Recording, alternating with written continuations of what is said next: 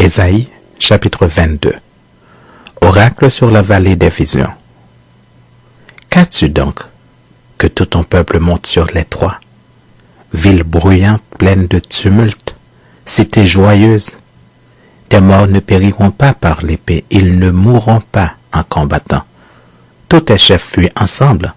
Ils sont faits prisonniers par les archers. Tous les habitants deviennent à la fois captifs, tandis qu'ils prennent au loin la fuite. C'est pourquoi je dis, détournez de moi les regards. Laissez-moi pleurer amèrement. N'insistez pas pour me consoler du désastre de la fille de mon peuple, car c'est un jour de trouble, d'écrasement et de confusion envoyé par le Seigneur, l'Éternel des armées, dans la vallée des visions. On démolit les murailles et les cris de détresse retentissent vers la montagne. Élam porte le carquois, des chars de combattants, des cavaliers s'avancent. Kir met à nu le bouclier. Tes plus belles vallées sont remplies de chars et les cavaliers se rangent en bataille à tes portes. Les derniers retranchements de Juda sont forcés et en ce jour tu visites les armures de la maison de la forêt. Vous regardez les brèches nombreuses faites à la ville de David et vous retenez les eaux de l'étang inférieur.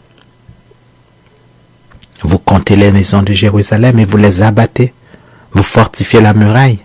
Vous faites un réservoir entre les deux murs pour les eaux de l'ancien étang, mais vous ne regardez pas vers celui qui a voulu ces choses. Vous ne voyez pas celui qui les a préparées de loin.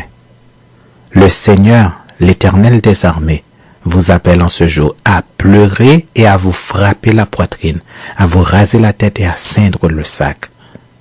Et voici de la gaieté et de la joie. On égorge des bœufs et l'on tue des brebis. On mange de la viande et l'on boit du vin. Mangeons et buvons, car demain nous mourrons. L'Éternel des armées me l'a révélé. Non, ce crime ne vous sera point pardonné, que vous ne soyez morts, dit le Seigneur l'Éternel des armées. Ainsi parle le Seigneur l'Éternel des armées. Va vers ce courtisan, vers Shebna, gouverneur du palais. Qu'a-t-il à toi ici? Et qui as-tu ici? Que tu creuses ici un sépulcre. Il se creuse un sépulcre sur la hauteur, il se taille une demeure dans le roc. Voici l'Éternel te lancera d'un jet vigoureux, il t'enveloppera comme une pelote. Il te fera rouler comme une balle sur une terre spacieuse.